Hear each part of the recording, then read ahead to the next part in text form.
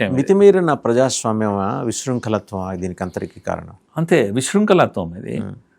ఇక్కడ పెంచి పోషించారు. సెక్యులరిజం పేరున ఈ దేశంలో బురదలేటువంటి ప్రయత్నం. ఎవరు అనేది ముందు ఎవరున్నారు అనేది కూడా నేను ఇంకొక మాట. ఫ్రాన్స్ వెళ్తే ఒక జోన్ ఆఫ్ ఆర్క్ గురించి ఇలా మాట్లాడతారు ఎవరైనా? మాట్లాడలేరు కదా.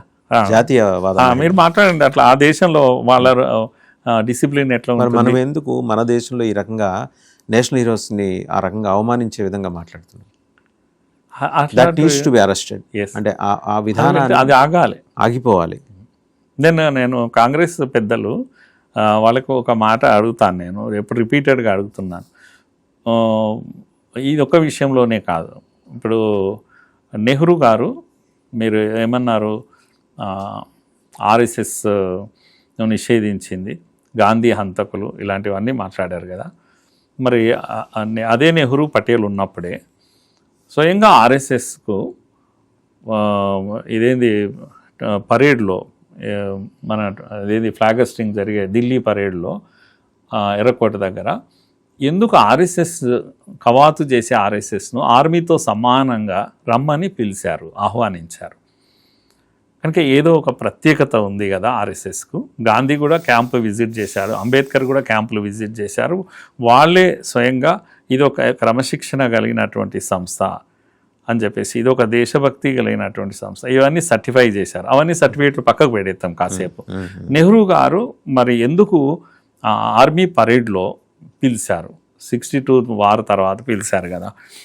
అంటే ఎంత గౌరవం ఉంటే పిలిచి ఉంటుంటారు. అదే నెహ్రూ తప్పు చేశాడని మీరు చెప్పండి ఒకటి. రెండవ విషయం ఏమంటున్నా అంటే ఇందిరాగాంధీ స్వయంగా 1970లో ఒక పోస్టల్ స్టాంప్ రిలీజ్ చేసింది. ఎవరికి? సావర్కర్ పైన రిలీజ్ చేసింది. ఆమెనే రిలీజ్ చేసింది. ఆమె చేతిలో 1970లో 1980లో ఆమె స్వయంగా అక్కడికి కాలాపాని దీనికి విజిట్ చేసినప్పుడు ఆమె ఎంత పొగిడింది సావర్కర్ని అంటే, ఇండియన్ బ్రేవ్ సోల్ అని చెప్పేసి, బ్రేవ్ సన్ ఆఫ్ ఇండియా అని చెప్పేసి ఆమె వర్ణించింది. Just before few days of her demise.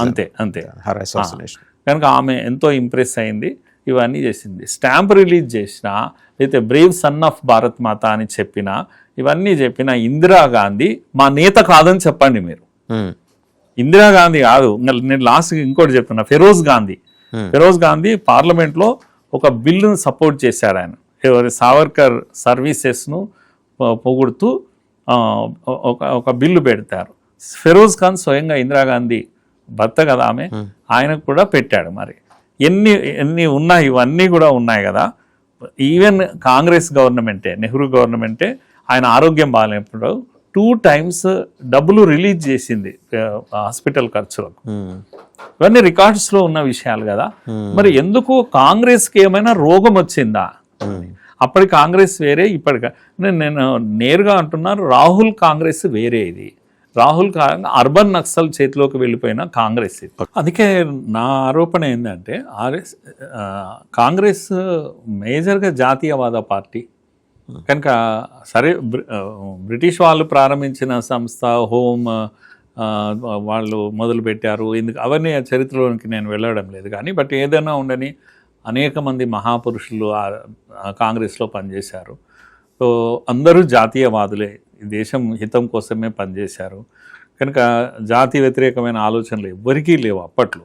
కానీ జాతీయవాదానికి దూరంగా వెళ్ళిపోతూ ఉంది ఆర్ఎస్ఎస్. పండిత్ మదన్ మోహన్ మాలవ్య జాతీయవాది కాకపోతే ఏంటి? ఆయన బనారస్ హిందూ యూనివర్సిటీని స్థాపించింది.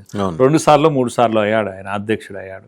కనుక రాధాకృష్ణన్ కానీ వీళ్ళంతా, తిలక్ కానీ వీళ్ళంతా గొప్ప జాతీయవాదులు కదా. అలాంటి కాంగ్రెస్ ఇప్పుడు ఏమైందంటే యాంటీ హిందూ అనే ఒక స్టాండ్, యాంటీ సనాతన అనే ఒక స్టాండ్, కంప్లీట్గా లెఫ్ట్ లిబరల్స్ యొక్క స్టాండ్ ఏదైతే మాట్లాడతారో, ముఖ్యంగా అర్బన్ నక్సలైట్ల యొక్క భాష ఈరోజు ఎవరు మాట్లాడుతున్నారు? రాహుల్ గాంధీ మాట్లాడుతున్నారు. రాహుల్ గాంధీ మాట్లాడే భాష అంతా కూడా ఇప్పుడు భారత్ కా బర్బాదీ తక్ జంగ్ కరేంగే, ఈ నినాదం ఏందండి? దీని అర్థం ఏంది? ఈ దేశం బర్బాదీ అని తెలుగులో మనం ఏమంటాం, సత్యనాశనం అయ్యేంత వరకు కూడా మేము యుద్ధం చేస్తూనే ఉంటాము. ఓపెన్గా, ఇది ఎక్కడో కాదు, ఢిల్లీలో యూనివర్సిటీలో జేఎన్యూలో నినాదాలు ఇస్తుంటే వాళ్ళ పక్కల నిలబడి ఆయన కూడా వాళ్ళకు చేశాడు. మద్దతు ఇచ్చినటువంటి వాడు రాహుల్ గాంధీ కదా. ఇప్పుడు నేను ఏమంటారు చెప్పండి, ఇది కాంగ్రెస్ అవతారము ఎక్కడి నుంచి ఎక్కడికి వచ్చింది అని. చాలా గొప్ప దేశభక్తులు అంటే గొప్ప జాతీయవాద సంస్థ ఈరోజు కంప్లీట్గా మెల్లమెల్లగా ట్రాన్స్ఫార్మ్ అయ్యిందో లేదో కానీ అందరూ కూడా, ఈవెన్ ఇందిరాగాంధీ కూడా ఏ రోజు కూడా ఈ విధంగా యాంటీ సనాతన, భారత వ్యతిరేకంగా ఆవిడ ఎప్పుడు మాట్లాడలేదు. యాంటీ సనాతని కాదు, యాంటీ హిందూ కాదు, ఏది కాదు. ముస్లింలను కొందరిని అపీజ్ చేసిండొచ్చు ఆమె, అంతే తప్పితే ఏ రోజు కూడా ఈవెన్ నెహ్రూ లాంటి వాళ్ళు వీళ్ళెవరు కూడా ఆ విధంగా ఉండలేదు కాంగ్రెస్ నేతలు. ఇప్పుడు రాహుల్ గాంధీ చేతిలో కాంగ్రెస్ ఏమైంది అంటే సిపిఐ ఎంఎల్ మావోవాదులు అనే పేరు ఏదైనా పెట్టుకుంటే మావోయిస్టు పార్టీగా మారిపోయింది యాక్చువల్గా చెప్పాలంటే. ఇంకో రకంగా వాళ్ళ భాష కానీ వాళ్ళ యొక్క ఐడియాలజీ కానీ సిద్ధాంతం కానీ ఎంత శృతి మించిపోయినారంటే ఒక మావోవాదులు ఎట్లా మాట్లాడుతున్నారో అట్లనే మాట్లాడుతున్నారు. కానీ ఇక్కడ రేవంత్ రెడ్డి కూడా వాళ్ళకి తగ్గట్టుగా అవతారం ఎత్తి ఏమంటాడు, పేదరికం ఉన్నంతకాలము నక్సలైట్లు దేశంలో వెలుగుతూనే ఉంటారు అని. మరి నువ్వెందుకు కొరకున్నావు? నక్సలైట్లకు కాంట్రాక్ట్ ఇచ్చారా మీరు పేదరిక నిర్మూలన? మీకు ఓటేసి మేము గెలిపిస్తున్నది ఎందుకు? ఇది డెమోక్రసీ అనేది మీరు భూదందాలు చేసుకోవడానిక నేను అప్పుడు అంటుంటాను. అందుకే కాంగ్రెస్ ఇండియాయే ఇందిరాయే ఇండియా అని బారువా అనేవాడు ఒకప్పుడు అన్నాడు. అది పొగడతా అనుకున్నాం వాళ్ళ యొక్క అధ్యక్షురాలు. ఇప్పుడు కేవలం అట్లా కాదు. ఇప్పుడు ముదిరిన కాంగ్రెస్ ఏమైందంటే ముస్లిమే కాంగ్రెస్సే ముస్లిం కాడికి వస్తుంది. అంటే మిగతా భారత్ ఏం కావాలి అనేది సోయి లేకుండా అడ్డంగా మాట్లాడు. అందుకే కదా ఓవైసీ లాంటి వాడు ఇట్లా వచ్చి మాట్లాడతారు బయటకు వచ్చి, అరే మేము లేకుంటే వాళ్ళకి పుట్టగతులు లేవు, వాడు రావైనా రెడ్డి అయినా ఒకటే మాకు అని. ఈ తెగింపు మాటలు ఎక్కడి నుంచి వస్తున్నాయి? మీరు ఇచ్చినాయి కాదా? కనుక కాంగ్రెస్ రాహుల్ గాంధీ యొక్క నాయకత్వంలో కంప్లీట్గా టాప్సీ-టర్వీ అయిపోయింది. ఒకనాటి దేశభక్త సంస్థ ఈరోజు. అందుకే మీరు గాంధీ ఆ రోజే అన్నారు, మీరు కాంగ్రెస్ అని పేరు పెట్టకండి రాజకీయ పార్టీ, కాంగ్రెస్ని ఇక్కడికి క్లోజ్ చేద్దాం, స్వతంత్ర పోరాటం యొక్క చరిత్ర కాంగ్రెస్కి ఉంది, ఇది పొలిటికల్ పార్టీగా మారకూడదు, ఈ జెండా వద్దు, ఈ పేరు వద్దు అన్నారు. విన్నారా మీరు? ఇప్పటికే అవే పళ్ళు అమ్ముకుంటున్నారు. ఇక్కడ మేము సాధించాం, మీరు ఎక్కడ ఉన్నారని ఆర్ఎస్ఎస్ను ప్రశ్నిస్తారు. అసలు ఎవరు లేరని అంటున్నాను నేను. దేశభక్తులు అందరూ కూడా 47కు బిఫోర్ పోరాడారు. అది అప్పటి కాంగ్రెస్. అది పొలిటికల్ పార్టీగా ఇప్పుడు ఎన్నికల్లో పోయే కాంగ్రెస్కు దానికి సంబంధం లేని విషయము. కనుక ఎవరో ఇప్పటికీ మీరు ఆ ఫలాలను ఇస్తూ అదే చెప్తూ వ్యాపారం చేసి మార్కెటింగ్ చేస్తామంటే కుదరదు. అది చూయించి అందరినీ దేశద్రోహులుగా చిత్రీకరించేటువంటి రైట్ మీకు అసలే లేదు. ఆనాటి దేశభక్తులను కూడా దేశద్రోహులుగా వర్ణించేటువంటి రైట్ అసలే లేదు అని అంటున్నాను. సావర్కర్ ఫైనల్ డేస్ ఎలా జరిగాయండి? ఆయన 2 సార్లు మీరు ఇందాక అన్నట్టు లైఫ్ ఇంప్రిజన్మెంట్ ఎదుర్కొని బయటపడ్డ వ్యక్తి. చాలా చిత్రహింసలు అనుభవించారు ఆయన కాలాపాని జైల్లో. సరే, ఆయన ఏదో మీకు అత్యంత విధేయుడు అని చెప్పేసి బ్రిటిష్ వాళ్ళకి లెటర్ రాసి దాని మీద అదొకటి జేబులో పెట్టుకుని తిరుగుతుంటారు చాలామంది యాంటీ నేషనలిస్టులు. ఇవన్నీ పక్కన పెడితే ఆ కుటుంబం ఏమన్నా ఆశించిందా ఈ దేశం నుంచి? ఏమి ఆశించలేదు, ఏమీ ఇవ్వలేదు ఆయనకు. ఇప్పుడు మొన్న బాంబేలో వచ్చిన కాంట్రవర్సీలో ఒక ప్రశ్న వేశాడు మోహన్ భగవత్జీ అంటే 11 ఏళ్ళు అయింది కదా మోడీ ప్రభుత్వం వచ్చి కూడా, ఎందుకు ఆలస్యం అవుతుంది భారతరత్న ఆయనకి ఇవ్వడానికి అని. మన్మోహన్ జీ వెంటనే రియాక్ట్ అయ్యాడు. ఆయన చెప్పాడు కనుక ఈరోజు భారతరత్న ఇవ్వడం వల్ల ఆయన ప్రతిష్ట పెరగదు, ఆ అవార్డుకే ప్రతిష్ట పెరుగుతుంది అని. కనుక ఆయన అవన్నీ దాటిపోయాడు, ప్రజల గుండెల్లో ఉన్నాడు, భారతీయుల ఆయన హృదయ సామ్రాట్గా మారిపోయాడు, ఇవన్నీ అన్నాడు. వాళ్ళ మనమడు ఒక ఆయన అక్కడే ఉన్నారు, ఆయన కూడా మీడియా వాళ్ళు అడిగినప్పుడు అన్నాడు, మేము అడగడం లేదే, మాకు భారతరత్న ప్రజలు ఎవరో కొందరు అడిగారు, అది వేరే విషయం, కానీ కుటుంబం సభ్యులుగా మేమేమి అడగడం లేదు. ఎందుకు అడగడం లేదు అంటే ఆయన అవన్నీ దాటిపోయాడు. సావర్కర్ను, వినాయక్ దామోదర సావర్కర్ను ప్రజలందరూ ఏమని పిలుస్తారు? స్వతంత్ర వీర సావర్కర్ అని అంటారు. వీరుడు ఆయన ప్రజల దృష్టిలో. స్వతంత్ర వీర అనేటువంటి బిరుదు అవుతుంది, ఇది ప్రజలు ఇచ్చింది. ఇది దీనికన్నా గొప్ప విలువ ఉంటుందా దానికి? మహాత్ముడు అనేది ఎవరు ఇచ్చారండి? ప్రభుత్వం ఇచ్చిందా? గాంధీని ప్రజలు ఇచ్చారు, ప్రజలు ప్రేమతో పిలుచుకున్నారు, బాపు అని పిలుచుకున్నారు ఆయనను, జాతిపిత అని పిలుచుకున్నారు, తండ్రిగా ఆయనను వాళ్ళు చూసుకున్నారు ప్రజలకు. అంతకన్నా గొప్ప అవార్డులు ఇస్తారా మీరు గాంధీకి? కనుక సావర్కర్కి అంతకన్నా గొప్ప అవార్డులు మీరు ఇస్తారా? ఇస్తే మాత్రం ఆయన ప్రతిష్ట పెరుగుతుందా? కనుక ఇలాంటివి పిచ్చి మాటలు అన్నీ కూడా ఈ చర్చ జరుగుతున్నప్పుడు మనం కూడా గ్రహించాలి ఎవరు ఏం మాట్లాడుతున్నారు అనేది. కనుక సావర్కర్ చరిత్ర చదివితే మనం కూడా చాలా నష్టపోతాం. కాలాపాని ఒక్కటే కాదు, ఆయన ఒక పుస్తకం రాసి అసలు మరాఠీలో మోస్ట్ ఇన్ఫ్లుయెన్షియల్ లిటరేచర్లో, సాహిత్యంలో గొప్ప సాహిత్యం నంబర్ 1 ఏదైతే ఉంటే సావర్కర్ రాసిన పుస్తకాలు. సావర్కర్ 1847 ఆయన మొదటిసారి ఉపయోగించాడు. మొదటి స్వాతంత్ర పోరాటం అనే పదాన్ని ఆయన ఉపయోగించారు 1857 పోరాటాన్ని.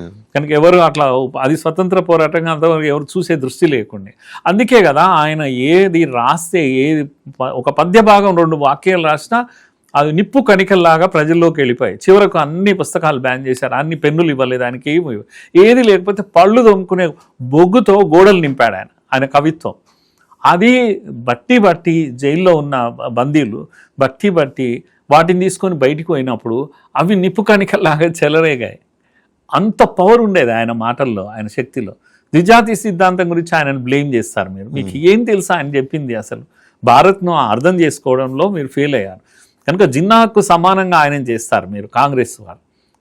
విభజన చేసింది మీరు, దేశాన్ని ముక్కలు చేసింది మీరు, మీకు ప్రధానమంత్రులు కావాలి, మీకు ఇది కావాలి, జిన్నా అనేవాడికి అది ఇచ్చేస్తే అయిపోతుంది అనేది మీరు సావర్కర్ను ద్విజాతి సిద్ధాంతం ఈయననే ఫస్ట్ సర్ సయ్యద్ ఆయన 20 ఏళ్ల క్రితం ఆలకన 20 ఏళ్ళకు ముందు ఆయన ఇచ్చాడు. ఆయన ఎంతోమంది ఇచ్చారు. బ్రతకలేమి హిందువులతో కలిసి అనుకున్న వాళ్ళు వెళ్ళిపోయారు.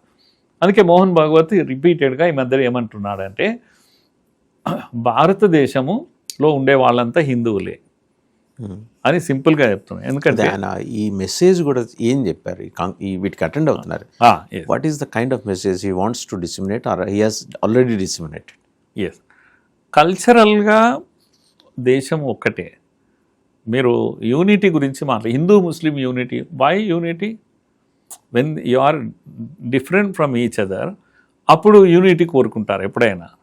మీరు ఒకటే అయినప్పుడు ఒకటే జాతి ఇది అని ఆయన చెప్తున్నాడు. Why unity? There is no need of unity. We are 1, we are not 2 అనే థీరీని ఆయన చెప్తున్నాడు. కనుక జెనెటికల్లీ మన డిఎన్ఏ మనది ఒక్కటే. ఈ మట్టిలో పుట్టాం, ఈ మట్టిలో పెరిగాం. అందుకే దీని పేరు మేము హిందూ అని అంటున్నాం. అది మీకు ఇబ్బంది ఉంటే భారతీయులం మనం. కనుక భారతీయులం అనేది culturally, civilizationally we are 1 nation, 1 people, 1 country. ఇది ఆయన this is the understanding of RSS. అదే మెసేజ్ రిపీటెడ్గా అందరికీ చెప్పే ప్రయత్నం చేస్తున్నారు. దేశమంతా దీన్ని యాక్సెప్ట్ చేస్తున్నారు. సినిమా యాక్టర్లు మొన్న మాట్లాడింది కూడా ఇదే కరెక్ట్. అది ఎందుకు మరి విడిపోయిన పాకిస్తాన్ ద్విజాతి సిద్ధాంతం ఎందుకు వాళ్ళు ఒక దేశంగా, సెక్యులర్ దేశంగా వాళ్ళు ఉండలేదు? ఎందుకు మళ్ళీ వాళ్ళు ఇస్లామిక్ కంట్రీగా డిక్లేర్ చేసుకున్నారు? పోనీ ఒక్కటిగా ఉన్నారా? మళ్ళీ బంగ్లాదేశ్ విడిపోయింది. మరి ఇస్లామిక్ కంట్రీ కదా, ఎందుకు విడిపోయిన అక్కడ కూడా ఇస్లామిక్ కంట్రీగానే ఉన్నారు కానీ సెక్యులర్గా ఉండలేదు. మరి why we remained secular? Because ఇది క్యారెక్టర్, హిందూ క్యారెక్టర్, ఇన్హెరెంట్గా ఉంటుంది. హిందూ క్యారెక్టర్ ఇది. భారతీయుడు అయిన వాడికి ఉండే సాంస్కృతికమైన క్యారెక్టర్ ఇది. కనుక మతాన్ని పక్క పెట్టండి కాసేపు, ముస్లిం ఉన్నాడు, క్రైస్తవుడు ఉన్నాడు, అందరం కానీ ఈ మట్టిలో పుట్టిన వాళ్ళం కనుక మనకి క్యారెక్టర్ ఉంది అని ఇది ప్రొపగేట్ చేస్తున్నాడు మోహన్ భాగవత్. చాలామంది దీన్ని అపీల్ చేస్తారు. అంతేకాదు ఆర్ఎస్ఎస్ను మీరు పైకి చూసి మీరు అపోహలను పెంచుకోకండి. ఆయన చాలా మంచి ఎగ్జాంపుల్ చెప్పాడు. ఆర్ఎస్ఎస్లో ఇదేమంటాం మార్చ్ పాస్ట్ చేస్తుంటారు. అది చూస్తే ఎప్పుడైనా ఏమనిపిస్తే పారామిలిటరీ లాంటిదేమో ఆర్ఎస్ఎస్ అని కొందరు అనుకుంటారు. లాఠీ తిప్పుతుంటారు కనుక ఏదో మార్షల్ ఆర్ట్స్ నేర్పించే సంస్థనేమో అని కొందరు అనుకుంటారు. ఘోష్, గీత్, ఇవన్నీ మ్యూజిక్ ఇవన్నీ ఉంటాయి. అది చూస్తే ఇదేమో సంగీత అకాడమీ ఏమో అని అనుకుంటుంటారు. ఇలా మీరు విడివిడిగా చూడకండి. చూడకుండా మీరు ఏం చేయండి అంటే వచ్చేసేయండి, శాఖలో కొన్ని రోజులు వచ్చేసేయండి. ఓపెన్స్ ఉంటాయి, గేట్లు ఎక్కడ క్లోజ్ ఉండవు మా దగ్గర. వచ్చేసే దీన్ని ఇప్పుడు షుగర్ గురించి 10 పేజీల వ్యాసం రాసినా మీకు అర్థం కాదు. షుగర్ కాస్త నోట్లు వేసుకుంటే టేస్ట్ తెలుస్తుంది అని చెప్పి కనుక పరీక్షించండి. ఇది షుగరా విషయమా అని కూడా పరీక్షించండి. కొద్దిగా తీసుకొని పరీక్షించండి, తేల్చండి. ఇది షుగరా విషయం అనేది కూడా మీరే తేల్చండి. ఇంత ఓపెన్గా ఏం కావాలండి మీకు చెప్తున్నట్టు చాలా సింపుల్గా కూడా చెప్తున్నారు. అంతేగా ఆయన ఎప్పుడు రిటైర్ అవుతారు మోహన్ భాగవత? అది కంప్లీట్గా ఆర్ఎస్ఎస్ అత్యున్నతమైన బాడీ, వాళ్ళు తీసుకుంటారు. ఆయన ఈ made special mention about that. సంస్థ నన్ను సంఘ అడగలేదు, నేను సిద్ధమే, ఒకవేళ రిటైర్ అయినా నేను సేవక్గానే ఉంటాను, స్వయం సేవక్గానే ఉంటాను. స్వయం సేవకుగానే ఉంటాను. అది నిజం. అది ఇప్పుడు ఆర్ఎస్ఎస్ ఎప్పుడు కూడా ఒక రిజిడ్గా ఉండే సంస్థ కాదు. బయట అపోహలు చాలా ఉండవచ్చు. ఇప్పుడు ఆర్ఎస్ఎస్ బిగినింగ్లో సరసంఘ్ చాలట ఆయన ప్రాణం ఉన్నంత కాలం ఒకరే ఉండేవారు. ఆయన వెళ్ళేటప్పుడు ఒక పేరు ప్రపోజ్ చేసేవారు, ఆయన అయ్యేవాడు. లైక్ లామాస్ అలాంటి పద్ధతిలో ఉండేది. ఒక 2-3 అయిన తర్వాత దేవరజీ టైంలో వారు ఆరోగ్యం బాగాలేదు, వీల్ చైర్ మీద ఉన్నారు, చాలా రోజులు ఉన్నారు. వన్ ఫైన్ డే ఆయన గ్రూప్తో కూర్చొని మాట్లాడి అందరినీ కన్విన్స్ చేసి, ఇలా నేను వీల్ చైర్ మీద దేశంలో తిరగడం కానీ తిరగలేకపోవడం వల్ల సంస్థకు నష్టం జరుగుతుంది కనుక మనుషులు ఉన్నంతకాలం ఒకరే ఉండాలనే దీని నుంచి బయటికి రావాలి అని నిర్ణయం చేశారు. సుదర్శన్జీ అనుకుంటా, బహుశా రజుభాయ్ అని వీళ్ళు అయ్యారు నెక్స్ట్. సో డైనమిక్గా ఉంటుంది ఆర్ఎస్ఎస్, ఎప్పటికప్పుడు మార్చుకుంటూ ఉంటుంది. స్టాటిక్ కాదు, బయటి పరిస్థితి అనుగుణంగా మారుతూ ఉంటుంది. కనుక నిక్కర్ చాలా రోజులు ఉండే, ఇప్పుడు ప్యాంట్ షర్ట్ వేశారు కనుక ఏది కూడా రిజిడిటీ ఉండదు ఆర్ఎస్ఎస్. చాలా ఫ్లెక్సిబుల్గా ఉంటుంది, మోడ్రన్గా ఉంటుంది కూడా, మోడ్రన్గా ఉంటుంది, సమయానుకూలంగా మార్చుకుంటూ ఉంటుంది. మొన్న ఈ మధ్యన ఒక దగ్గర మాట్లాడి చెప్పారు, మీరు ఇక్కడే హైదరాబాద్లోనే చెప్పారు, మహిళ స్థానం లేదా అని. అంటే అప్పుడు చాలా ఫేర్గా చెప్పారు. ఆర్ఎస్ఎస్ 25లో 1925లో ప్రారంభమైంది. ఆయన డాక్టర్ జీ అనేట ఆయన కేశవరావు బలరామ్ ఎడ్గావార్, ఆయన బెంగాల్ వెళ్ళాడు. ఆయన విప్లవ సంస్థలో పనిచేస్తున్నాడు అప్పటికే స్వతంత్ర పోరాటంలో. కనుక అక్కడ మెడిసిన్ చేశాడు, అక్కడ విప్లవ సంస్థలో పనిచేస్తూనే చేశాడు. అక్కడి నుంచి వచ్చాడు, ఎన్నడూ ప్రాక్టీస్ చేయలేదు. ఆయనకు అనిపించింది దేశం స్వతంత్రం వచ్చాక కాపాడుకోవాల్సింది ఉంది అని అక్కడ శాఖ ప్రారంభించారు. అప్పట్లో 25లో ఆడవాళ్ళు బయటకు వచ్చి వీధుల్లో ఈ కవాతులు చేసే స్థితి లేదు, మగవాళ్ళతో స్టార్ట్ అయింది. తర్వాత ఒక 10-15 ఏళ్ళ తర్వాత ఒక ఉమెన్ వచ్చి అడిగింది ఆర్ఎస్ఎస్ తెలుసుకున్నాక, అంటే మీలాంటి వాళ్ళు ప్రారంభిస్తే దాని కొరకే ఎదురు చూస్తున్నా అన్నారు. ఆమె ప్రారంభించింది. సుమారుగా ఆర్ఎస్ఎస్ 25లో అంటే 35-40కి వచ్చాక మహిళా వింగ్ స్టార్ట్ అయింది. దాన్ని సపోర్ట్ చేస్తూ వెళ్ళా. ఇది ఎవాల్వ్ అయింది అంతే తప్పితే మహిళ ఉండాలా ఉండకూడదు అని లేదు. ఇప్పుడు ఈ మధ్యకాలంలో మీరు చూస్తున్నా, ఇక్కడ హైదరాబాద్లో జరిగిన అంతర్జాతీయ సభలు ఇక్కడ జరిగాయి. అక్కడ సేవికా సమితి అఖిల భారత సీఎం మోహన్జీ లాంటి బాధ్యత ఉన్న సీతక్క కార్యవాహిక ఆమె వేదిక పైన ఉంది. ఇప్పుడు ఉమెన్ శాఖలలో అక్కడక్కడ మెయిన్గా ప్రోగ్రాంలలో ఈవెన్ కుటుంబాలతో ఉమెన్ పాల్గొంటున్నారు ఆర్ఎస్ఎస్ ప్రోగ్రామ్. మేము చిన్న ఉన్నప్పుడు లేదు, ఉమెన్ ఎప్పుడు పాల్గొనే వాళ్ళు కాదు.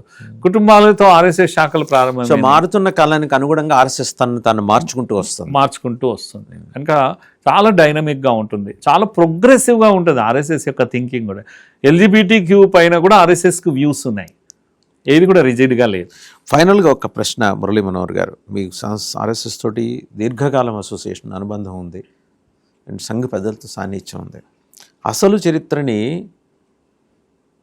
భారతదేశానికి అందించే ప్రయత్నం ఆర్ఎస్ఎస్ మొదలెట్టిందా, చేస్తూ వస్తుందా, చేయాలా, కాంటంప్లేట్ చేసిందా? వాసు గారు, ఆర్ఎస్ఎస్ అని కాదు కానీ మోడీ ప్రభుత్వము అనేక దేశంలో ఇవి మారవు అనుకునేవి కొన్ని మార్చేయగలిగింది కనుక ఒక 370 తొలగించడం కానుంచి మొదలు పెడితే వక్ఫ్ కానీ తల్లాక్ కానీ అనే చాలా ఎన్నడూ మారవు ఈ దేశంలో అనుకునేవి మార్చగలిగింది. అందులో విద్య ఒకటి. మన విద్య nobody is happy with our education present. మన విద్య మన పిల్లలకు క్యారెక్టర్ ఇస్తలేదు, మన విద్య మన పిల్లలకు ఉద్యోగం ఇస్తలేదు, మన విద్య నాణ్యత ఇస్తలేదు. ఇవన్నీ విషయం ఆలోచించి కస్తూరి రంగన్ ఆధ్వర్యంలో కమిటీ వేస్తే 5 ఏళ్ళ ఎక్సర్సైజ్ తర్వాత NEP 2020 మార్కెట్లోకి వచ్చింది. నేను కూడా అంతా ఎక్సర్సైజ్ చేశాము, అయితే అందులో NEP 2020 అనేది మార్కెట్లో వచ్చేసింది అనేక రాష్ట్రాలు. దీంట్లో ప్రధానంగా మీరు అడిగింది మాత్రం చరిత్ర విషయంలో చాలా, అంటే బోధనా పద్ధతులే మారబోతున్నాయి. ఇప్పుడు ఇంతవరకు ఉన్నది ఇది పద్ధతి కాదు ఇది. కనుక మనకంటూ మన టీచింగ్ మెథడాలజీ ఉంది. మనకు తక్షశిల ఉండేది, నలంద ఉండేది, మోడల్స్ ఉన్నాయి మనకు. కనుక భారత్ కేంద్రిత విద్య ఒకటి, best practices in the world ఇప్పుడు ఏ ఉన్నాయో ఈ రెండు కలగలిపిన ఒక విద్యా విధానము రాబోతుంది ప్రాక్టీస్లోకి. మీరు చెప్పినటువంటి ఎక్సర్సైజ్ అవుతుందో చరిత్ర వక్రీకరణ, మీరు కనుక మొన్న పార్లమెంటులో సుధామూర్తి గారు ఉపన్యాసం వీలైతే దీంట్లో వినండి. ఆమె 79లో నేను అమెరికా వెళ్ళినప్పుడు మా ఇన్ఫోసిస్ నారాయణమూర్తి గారు అక్కడ జాబ్ చేస్తున్నారు. ఈమె ఒక హౌస్ వైఫ్గా మాత్రమే వెళ్ళింది అక్కడికి. అప్పుడు నేను అక్కడ వాళ్ళ యొక్క స్టాంపింగ్ దగ్గర వాళ్ళు అడిగిన ప్రశ్నలన్నీ వివరించింది పార్లమెంట్లో. ఏమని మొదటి ప్రశ్న ఏంటంటే, ఇండియాలో ఎక్కడ పోయినా స్నేక్ చార్మర్స్ ఉంటారట కదా అని. ఎందుకు ఎలా అడిగారు? ఇలాంటివి ఒక 4-5 ప్రశ్నలు అడిగింది. 79లో అడిగినప్పుడు ఇలా అడిగారు నన్ను. మళ్ళీ నేను రీసెంట్ టైమ్స్లో వెళ్తున్నప్పుడు ఎలా అడుగుతున్నారు అంటే, భారతదేశము స్వతంత్రంగా ఎదుగుతున్నటువంటి 3rd largest economy, 4th largest ఎకానమీగా ఎదుగుతున్నటువంటి, ముఖ్యంగా సాఫ్ట్వేర్ రంగంలో మీరు బెంగళూరు అయితే మీరు సిలికాన్, సెకండ్ సిలికాన్ అంటే కదా, అసలు మీరే సిలికాన్ కన్నా ఇది అవుతారంట అనేంత ప్రశ్నలు ఆమె ఎదుర్కొన్నది. అంటే భారత్ను చూసే దృష్టికోణమే మారిపోయింది అనేది ఆమె పార్లమెంట్లో అద్భుతంగా 11 నిమిషాలు వీలుంటే అందరూ చూడాల్సినటువంటి ఇది. ఈ విషయం గుర్తు చేస్తూ నేను ఏమంటున్నానంటే, ఎందుకు snake charmer very opening sentence Romila Thapar రాసిన చరిత్ర, భారతదేశ చరిత్ర అంటే ఈ కోళ్ల పందాలు, పొటేళ్ల పందాలు, పాముల ఆటలు ఆడేవాళ్ళు, ఇది భారత్ అంటే అని వర్ణించింది ఆమె. మొదటి ఓపెనింగ్ సెంటెన్సే ఇది. కనుక ఆ చరిత్ర ప్రపంచమంతా తెలిసిపోయింది. భారత్ అంటే ఏముంటారు? మంత్రగాళ్ళు, పాములు ఆడించేవాళ్ళు, ఈ కోళ్ళు పందాలు చేసేవాళ్ళు, ఇది భారతదేశ చరిత్ర అని ఆమె చెప్తే, ఇప్పటికి కూడా ఏ రోజైనా మీరు శివాజీ ద గ్రేట్ అనే పిల్లోడు ఎక్కడ మార్కెట్లో కనిపిస్తారని చెప్పండి. అక్బర్ ద గ్రేట్ అంటారు నోరు ఎరవంగానే కదా. ఇది ఈ చరిత్ర విని విని మనం ఇలా తయారయ్యాం. మన గ్రేట్ ఏందో మనకు తెలియదు. ఛావా సినిమా వచ్చేంత వరకు శివాజీ అర్థం కాలేదు. సంభాజీ ఎవరో తెలియదు ఎవరికి కూడా.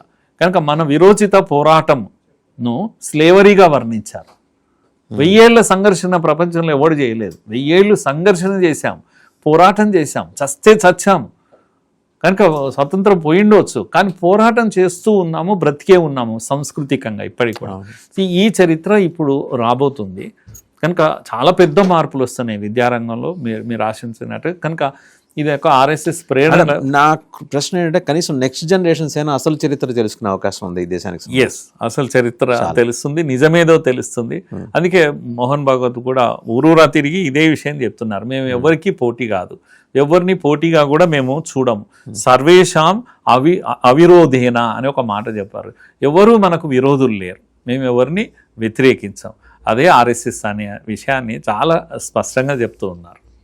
Thank you professor Murali Manohar గారు. చూశారు కదా, అంటే ఎడారి దొంగల్ని చక్రవర్తులుగా, మహారాజులుగా, సమ్రాట్టులుగా కీర్తిస్తూ వచ్చిన చరిత్ర నుంచి అసలు నిజాలు తెలుసుకునే చరిత్ర దిశగా అడుగులు పడ్డాయి. దానికి సంఘ చేసిన కాంట్రిబ్యూషన్ సంఘది ఉంది. అలాగే కేంద్ర ప్రభుత్వం నేషనల్ ఎడ్యుకేషన్ పాలసీ 2020లో భాగంగా, NEP 2020లో భాగంగా పలు రకాల సంస్కరణలు ప్రొఫెసర్ కస్తూరి రంగన్ గారి నేతృత్వంలో ఏర్పడిన కమిటీ చేపట్టింది. So the next generations are fortunate enough to go through the real history of Bharat, India కాదు భారత్. అందుకు ఇంతకుముందు శ్రమించిన వాళ్ళు, ఇప్పుడు శ్రమిస్తూ వస్తున్న వాళ్ళందరికీ కూడా ధన్యవాదాలు తెలియజేసుకుంటూ, ఈ అంశాలు తెలియజేసినందుకు ప్రొఫెసర్ మురళీ మనోహర్ గారికి ప్రత్యేక ధన్యవాదాలు. Thank you sir.